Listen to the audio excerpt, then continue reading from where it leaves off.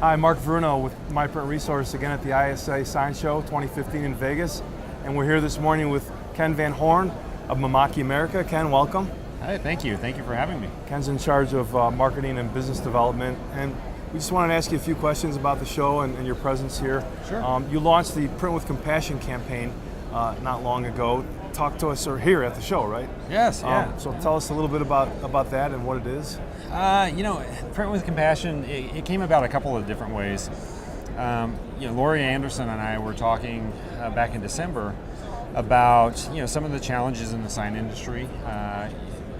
How do you better educate people, or how do we as manufacturers partner with the sign industry to better educate not only people that are already in the sign market about new opportunities, but people that are net new. There's a lot of new people coming into the industry, and so we were brainstorming a little bit about how do we train new applications, and so we wanted to do something there. And also, I was having a conversation with some friends, and we were talking about compassion and what breaks our hearts and things like that. And being a dad of 3 kids, certainly having children that don't have a lot of things is one of the things that is near and dear to me. I want to be able to fix that, and so we decided that at any trade show, as you know, there's a lot of things that are produced that just go to waste.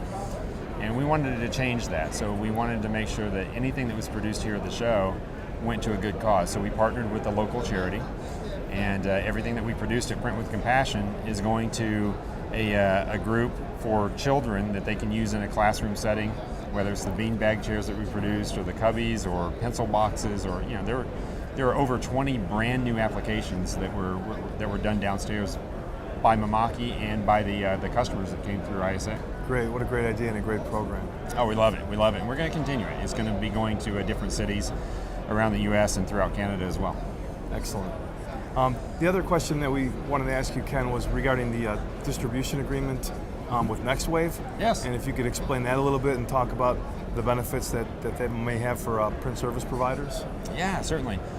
So NextWave has been a partner of Mamaki for many, many years, and we really value that partnership that we have with them. They're leaders in the industry. As a lot of people may not know, Mamaki produces our own dye sublimation ink, and so in partnering with NextWave, we wanted to make sure that we were overcoming a lot of the challenges that customers had when they're moving into dye sublimation, and specifically using third-party inks. The issues that they were having with the print heads, with the ink delivery systems, the lines, the back and forth about who services what portion of that. We wanted to clear all that junk out of the way and develop a very close working relationship with NextWave, so that when they're selling a Mamaki product, they're selling a Mamaki product with the Mamaki OEM ink. We proved that it was a superior ink platform. We went through, we actually did quite a few test cases and beta tests with customers, switching them to the Mamaki inks and showing how they were going to be able to save money by using it, have less downtime certainly, so that meant that every hour that they had that printer on the floor was a usable hour that they could book against as well, and have revenue, and that they're going to get superior color, and they're also going to get superior support. Mm-hmm. So that was really all the things that came together that drove that partnership. Okay, interesting. And how new is that partnership, or the formal partnership? NextWave has been a reseller of Mamaki equipment for quite a while. The new level of the partnership is brand new. So we announced that just coming into the ISA show about a week and a half ago. Okay, so it's brand new. And then kind of a big picture question in terms of wide format printers out there, and what, in your opinion, they need to be thinking about most today in this marketplace. Oh man, that is a big picture question. But, quite a few things. I think that wide format printers have a unique opportunity because of the breadth of applications that they can produce. They're able to move very quickly into quite a few markets. As you know, commercial printing is moving down market. They're trying to get more nimble. They're trying to get faster to market with the solutions that they have. And those are all solutions that wide format printers have had for quite a while. Screen printing has, for the most part, migrated towards a digital technology. People that have been in the sign industry that have had wide format printers have the ability to really compete on that level also. And they have the ability to compete now with where really one of the last holdouts of screen has always been the textile side. Wide format printers have that knowledge and that ability to quickly turn around textiles and move into that too. So I think really it's about being more effective with the tools that they have and taking those tools and developing net new applications like we're doing with the Print with Compassion to be able to drive more revenue for themselves. You mentioned textiles and fabrics. We were here last year with you guys, and this year I see more of it. I mean, is it a surprise to you? Did you see it coming? It seems to be a big trend right now. It is a big trend, and it's funny because in the wide format industry, you kind of see the trend go in waves. Textile was really big a few years ago, multiple years ago. It fell off a little bit, and now it's starting to ramp back up again. And I think that's being driven by the fact, like I said, screen printing is now migrating more into digital print, and you're seeing more textile as a result of that. The commercial printers are seeing a huge demand for textile, not only at trade shows, but also in-store graphics. A lot of the in-stores are moving towards textile backlights. They're extremely vibrant, especially when you're using a dye sub ink, pops immensely.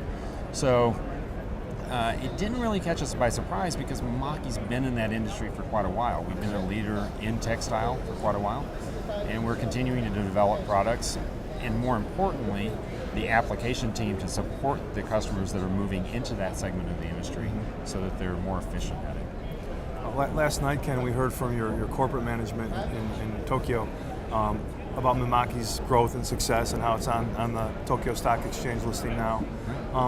Tell us a little bit about trade shows in general and ISA specifically, and how they fit into your marketing and your business development strategy, and whether you feel like this show here this year is doing what you expected it to do, and traffic-wise and all that good stuff. It's always a loaded question, right?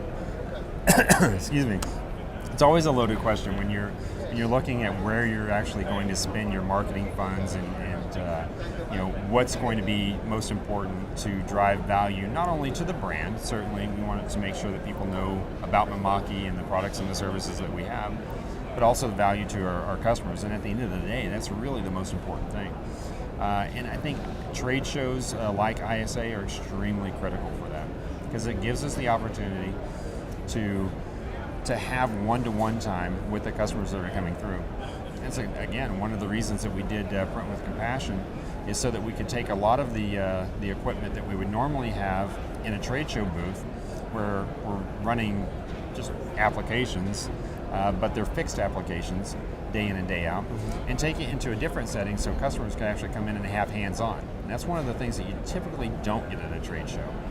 And it's extremely important to be able to do that. A customer needs to know that when they're coming in and they're looking at multiple different devices and trying to choose which one's best for them, they need to have that hands-on time with it. And so we wanted to give that to them this year so they could run a flatbed UV printer to see, is this something that I can use in my shop? Is this something that's going to be easy for me to implement? And more importantly, is it going to run the applications that I want to run? For dye sublimation, how am I going to print to something? What do I need, a clamshell heat press? Do I need a calendar? How long am I going to have a dwell time? What's the heat going to be? And really taking them and moving them past the fear point, and giving them confidence with the application to be able to make the right decisions. It's almost a hands-on education experience for them. It's critical, and trade shows typically haven't really given customers that. And I think it's extremely important that we do that. And then last thing, Ken, we wanted to ask was, again, kind of a big picture type question, but in terms of challenges to the wide format printers out there, the print service providers, what, in your opinion, is the one or two things that are, keeping people up at night, making them lose sleep, making them nervous? I can talk high level to what's making people nervous and maybe making them lose sleep. Certainly it's, am I running my business efficiently? Am I in an industry that has not become commoditized, so that that it's something that's going to be sustainable from a business standpoint? what is the next new thing? Where do I have to be on the crest of that wave to make sure that I'm staying ahead of not only my competitors, but I'm differentiating my products and my services to the customers that I have today, right? I think that all those things are pretty common. What keeps me up at night is more going back to there's a lot of there's a lot of old faces in the industry, or maybe we should say there's a lot of experienced faces in the industry, and there's a lot of new people that are coming into it. The problem is, and Lori Anderson had talked about this earlier in one of her presentations, is that I think there's a little bit of a lack of experience for the people that are coming in, and we want to make sure that we're educating the new people that are going to be the industry leaders that are driving the sign industry for the next 20 years to 30 years, right?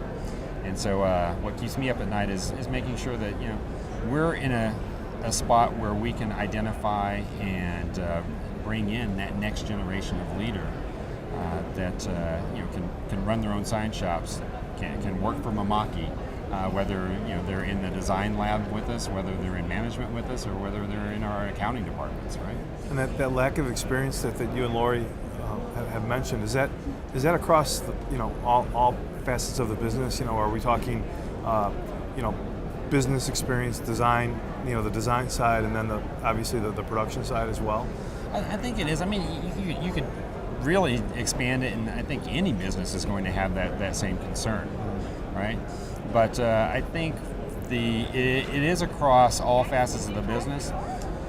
What we need to do is we need to show people that signage really is sexy, right? It is a great business to be in. It's a business that employs quite a few number of people and is vital to our economy.